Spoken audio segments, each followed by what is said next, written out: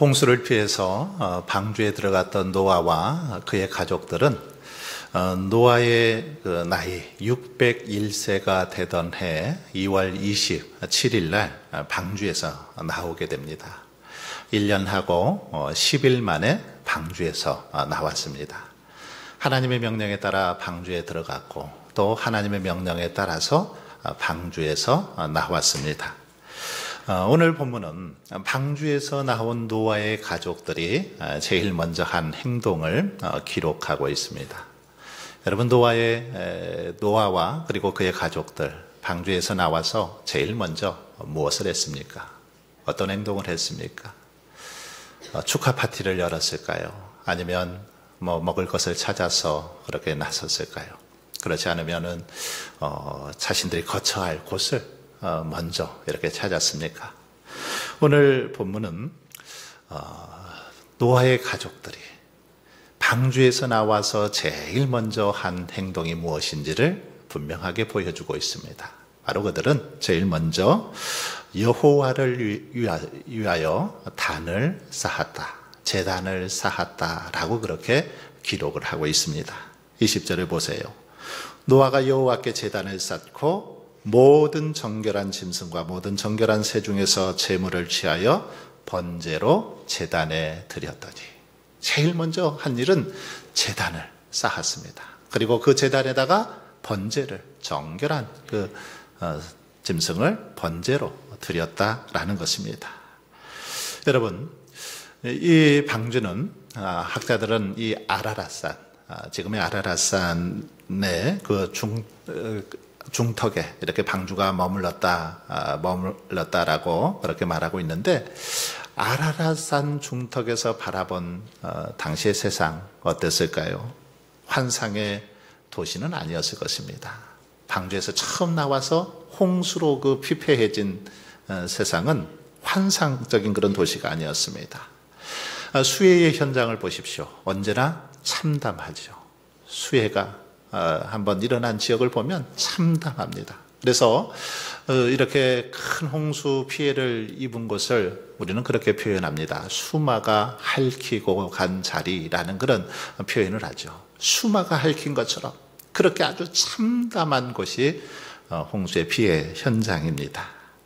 산등성에 아마 나무들은 다 뽑혀 있고 길들은 다 사라지고 무너지고 없어졌을 것입니다. 곳곳에는 짐승이 죽어서 악취가 풍겨났을 것이고, 먹을 수 있는 식수마저 다 고갈이 돼서 어떤 것부터 무엇부터 어디서부터 손을 써야 할지 몰랐을 것입니다. 그런데 방주에서 나온 노아와 그의 가족들은 가장 먼저 하나님께 제단을 쌓았습니다. 즉 하나님 앞에 예배했다라는 거죠.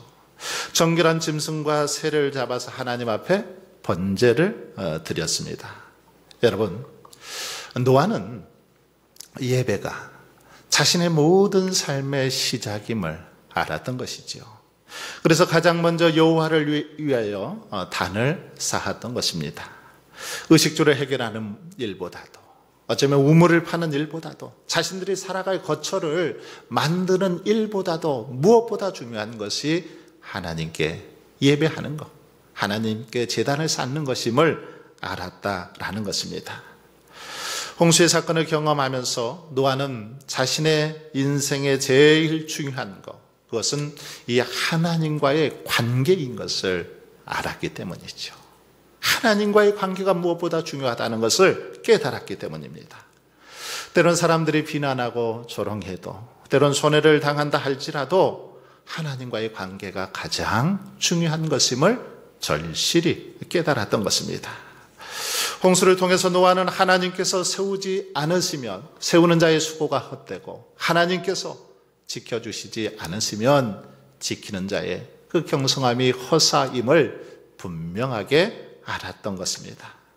인간은 아무리 힘쓰고 애쓰고 노력해도 하나님께서 도와주시지 않으면, 하나님께서 함께 하시지 않으면 아무것도 아니구나라는 것을 깨달았기 때문입니다.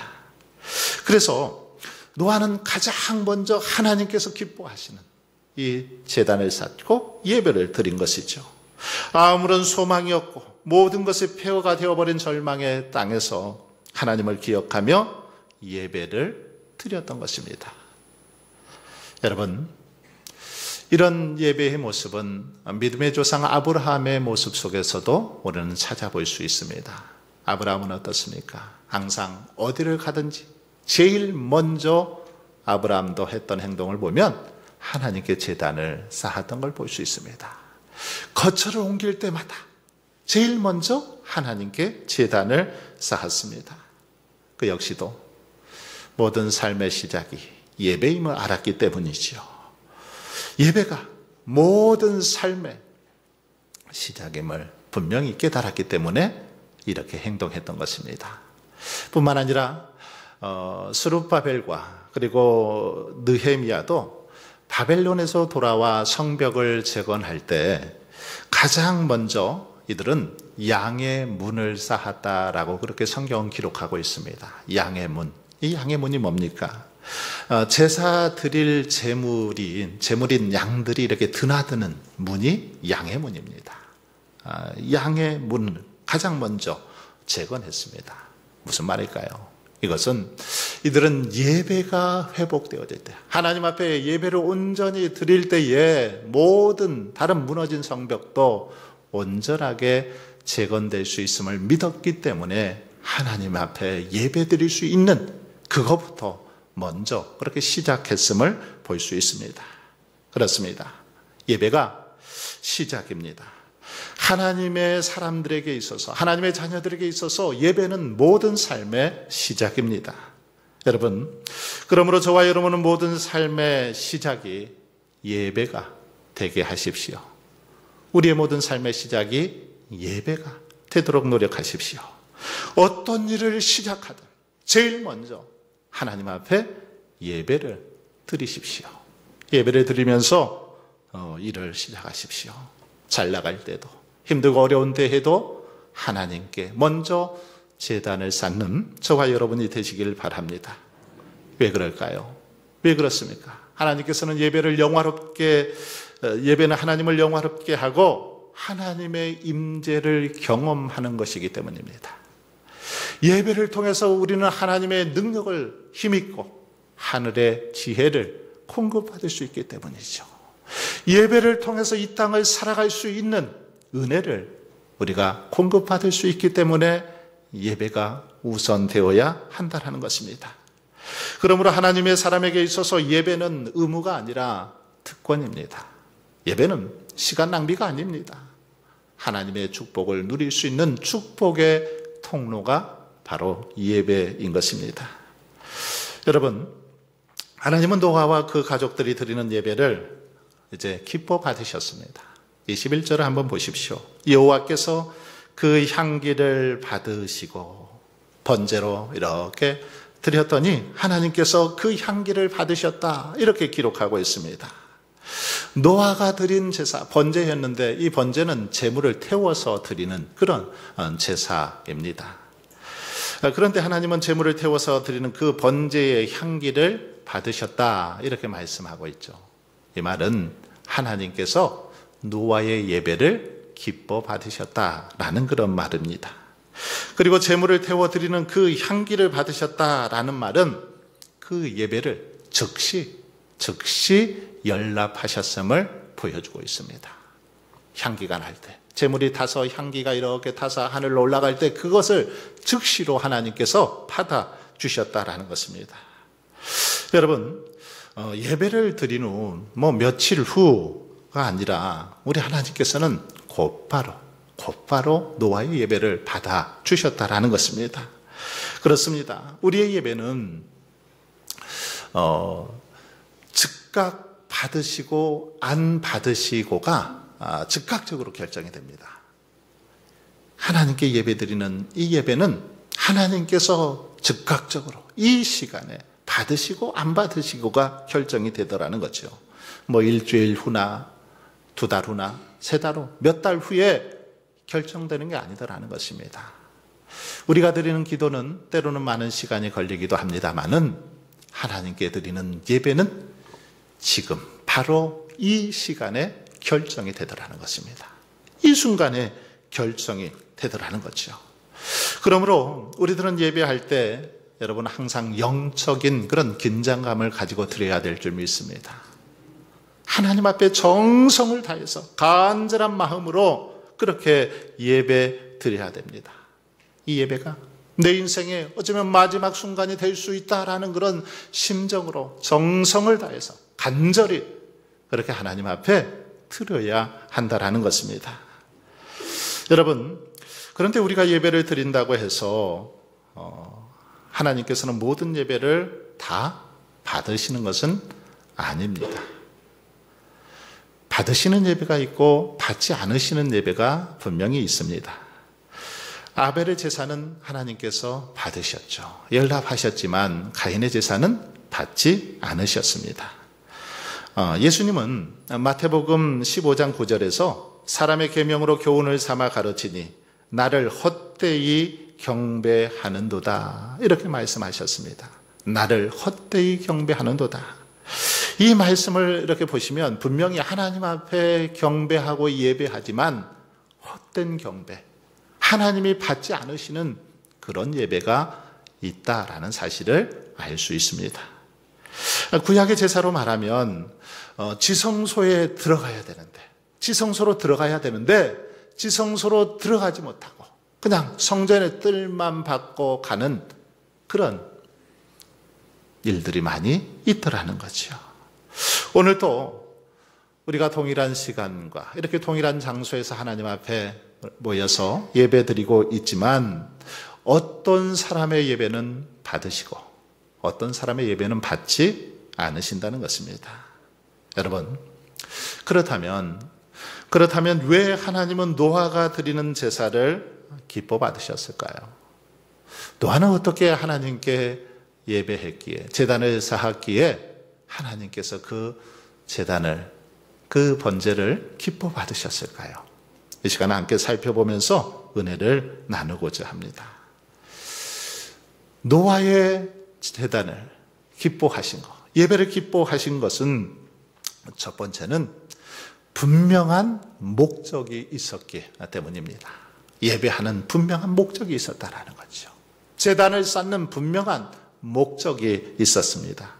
20절을 한번 보십시오. 노아가 여호와께 제단을 쌓고, 자, 여기 보시면 노아가 여호와께 제단을 쌓고, 누구에게 제단을 쌓았다고요?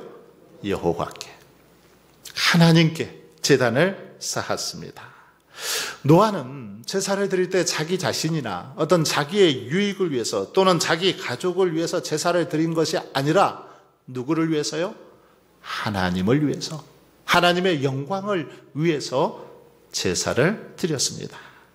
그런데 안타깝게도 오늘날 많은 사람들은 예배할 때 자기 자신을 위해서 드리는 경우들이 적지 않습니다.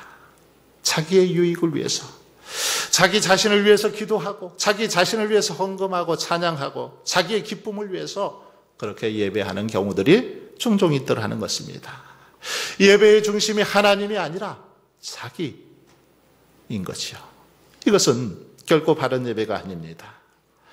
여호수아 22장 16절에 보시면 르우벤과 갓 그리고 므낫세 반지파가 이렇게 따로 모여서 예배를, 제단을 쌓죠. 따로 자기들을 위해서 제단을 쌓을 때 온 회중들, 나머지 지파의 그 이스라엘 백성들이 그들을 향해서 이렇게 탄식합니다. 너희가 어찌하여 이스라엘 하나님께 범죄하여 오늘 여호와를 따르는 데서 돌아서서 너희를 위하여 제단을 쌓아 너희가 오늘 여호와께 거역하고자 하느냐? 왜? 너희들을 위해서, 너희 자신들을 위해서 지금 제단을 쌓느냐? 그런 말이죠. 그렇습니다. 자기를 위해서 예배를 드리는 것, 이것은 하나님께 범죄하는 것이고 하나님을 거역하는 그런 행위와 다를 바가 없는 거죠. 하나님을 위해서가 아니라 자기 자신을, 자기의 욕심을 위해서, 정욕을 위해서 드리는 그런 예배, 이것은 하나님과는 상관없는 그런 예배더라는 것입니다. 그러므로 저와 여러분은 우리 자신의 유익이나 기쁨을 위해서 예배하지 말고 오직 하나님을 위해서, 하나님의 영광을 위해서 예배할 수 있기를 바랍니다. 이 분명한 목적을 가지고 예배할 때 우리 하나님께서는 우리의 예배를 기뻐 받으실 줄 믿습니다. 두 번째로 하나님께서 노아의 예배를 기쁘게 받으신 것은 예배의 방법이 옳았기 때문입니다. 노아의 그 예배의 방법이 하나님 보실 때 합당했기 때문이라는 것입니다. 20절에 보세요. 모든 정결한 짐승과 모든 정결한 새 중에서 제물을 취하여 번제로 제단에 드렸더니, 노아와 그의 가족들은 하나님이 원하시는 방법대로, 방식대로 그렇게 제사를 드렸습니다. 즉 모든 정결한 짐승과 정결한 새 중에서 취해서 번제를 드렸던 것이죠. 아무 짐승을 잡아서 번제를 드리지 않았다는 것입니다. 부정한 짐승을 잡아서, 자신들에게 필요 없는 그런 짐승을 잡아서 번제하지 않았다라는 것입니다. 하나님께서 원하시는 준비된 정말 거룩한 그런 예배를 드렸습니다. 이처럼 예배는 마음을 다하고 정성을 다하고 뜻을 다하되 하나님의 방법을 따라 드려야 합니다. 하나님의 방법대로 드려야 되죠. 인간의 편리나 인간의 방법을 따라서 드려서는 안 된다라는 것입니다. 오직 하나님의 방법으로 드려야 하나님께서 기뻐 받으십니다. 이제 21절 중반절에 보시면 하나님은 노아가 드리는 제사를 흠양하신 다음에 우리 인간이 전적으로 타락하고 부패한 존재임을 선언하십니다. 여기 보시면 이는 사람의 마음이 계획하는 바가 어려서부터 악함이라. 하나님께서는 다시는 땅을 저주하지 않으시겠다라고 약속하시면서 인간이 전적으로 이렇게 부패하고 타락한 존재임을 말씀하고 있습니다. 선언하고 있습니다. 실로 아담의 후손으로 태어난 모든 인간, 그 본성이 전적으로 부패했습니다. 그래서 사도 바울은 로마서 3장 10절로 12절에서 의인은 없나니 하나도 없으며 깨닫는 자도 없고 하나님을 찾는 자도 없고 다 치우쳐 함께 무익하게 되고 선을 행하는 자는 없나니 하나도 없도다. 이렇게 탄식하고 있는 걸 볼 수 있습니다. 이렇게 아담의 후손인 인간들은 이 원죄를 가지고 태어났기 때문에 누가 가르쳐 주지 않아도 아주 스스로 이런 악을 행했습니다. 인간이 얼마나 악한지 여러분, 사람의 미움과 증오는 끝이 없지요. 얼마나 우리 인간들이 악한지 모릅니다. 그래서 이 세상에서 제일 무섭고 악한 존재 바로 인간임을 볼 수 있습니다. 여러분, 홍수 이후에도 사람의 그 마음이 계획하는 바가 항상 악하였다라는 이 말씀을 보면 우리는 여기서 아주 중요한 그런 진리를 발견해 볼 수 있습니다. 홍수 이후에도 사람들의 마음이 항상 악했다. 여기서 아주 중요한 진리를 깨닫게 됩니다. 그것은 홍수의 이 심판도 인간의 죄를 없애지는 못하더라는 것입니다. 죄로 인해서 지금 홍수의 심판을 내리셨지만 인간의 마음속에 깊이 뿌리내린 이 죄성을 없앨 수는 없었다라는 거죠. 그렇습니다. 죄를 없앨 수 있는 분, 오직 우리를 위해서 십자가에 못 박혀 돌아가신 예수 그리스도의 보혈밖에 없습니다. 십자가에서 흘리신 예수님의 보혈만이 우리의 죄를 사할 수 있는 거지 심판이 그 죄를 사할 수는 없다라는 것입니다. 왜냐하면 예수님만이 십자가에서 우리의 모든 죄값을 친히 담당하셨기 때문입니다. 여러분, 사람들은 법을 강화시키고 또는 이렇게 처벌을 강화하면 세상이 좋아질 것이라고 생각합니다. 그래서 때로는 권력자들이 사정의 칼날을 휘두르기도 하고 죄인들을 감옥에 가두기도 하죠. 그러면 여러분, 세상이 좋아질까요? 그렇지는 않습니다. 삼천교육대 같은 곳에 사람들을 보내서 교육한다고 사람이 순화됩니까? 그렇지 않습니다. 아무것도 어쩌면 달라지지 않죠. 혼을 내고 심판을 한다고 해도 죄는 없어지지 않더라는 것입니다.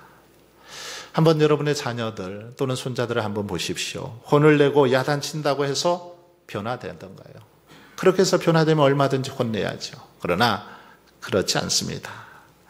주님의 보혈이, 예수 그리스도의 보혈이 그들의 심령에 적시어지고 하나님의 은혜가 그들의 심령 속에 흘러 넘칠 때 우리 인간은 변화되는 것입니다.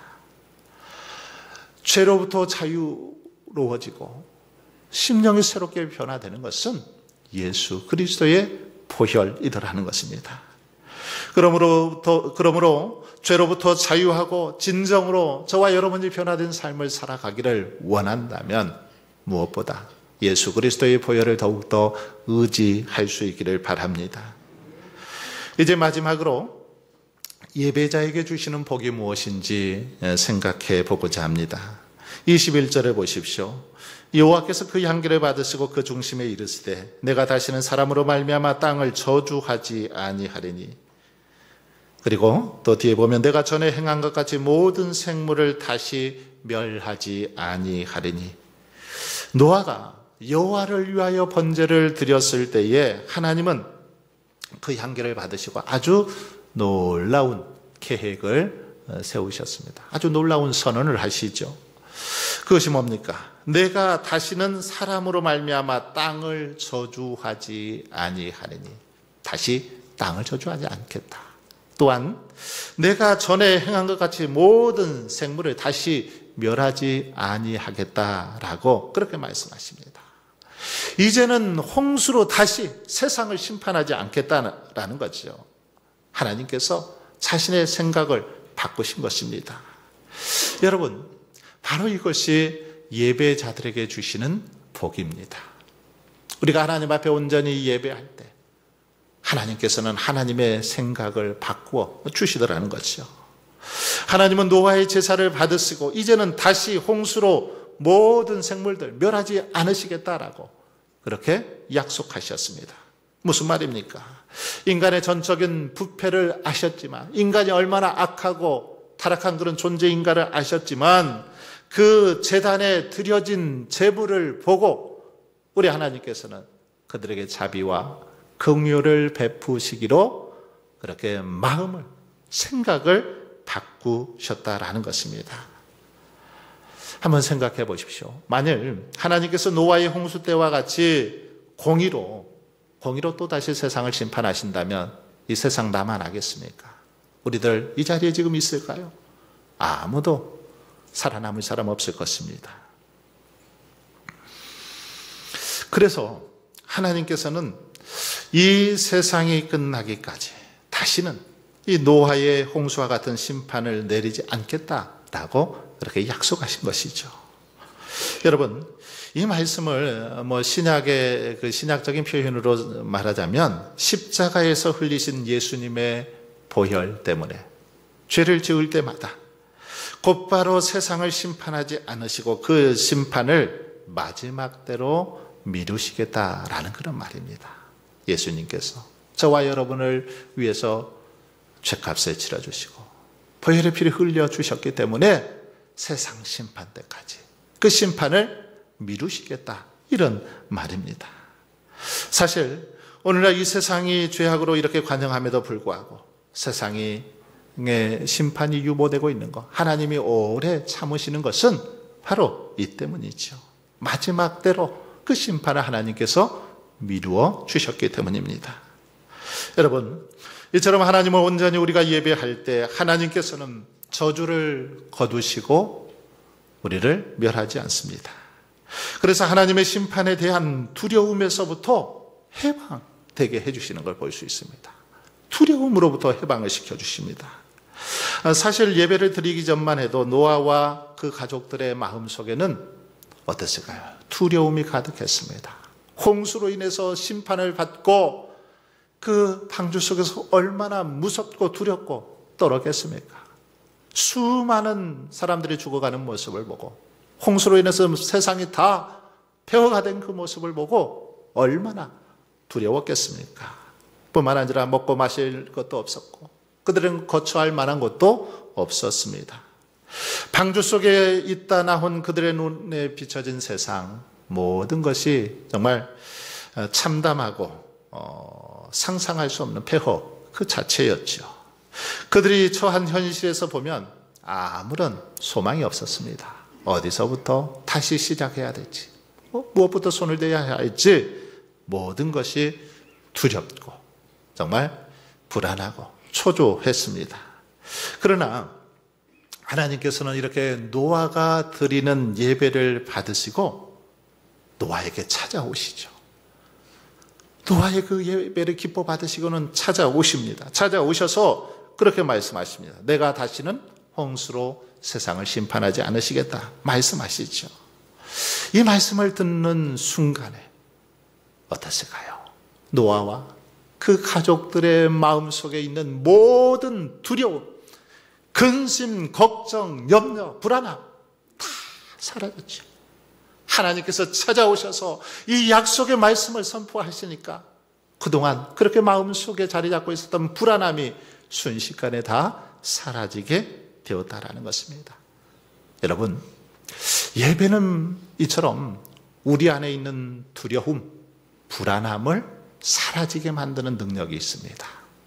하나님 앞에 온전히 예배할 때 모든 근심, 걱정, 염려를 사라지게 하더라는 것입니다.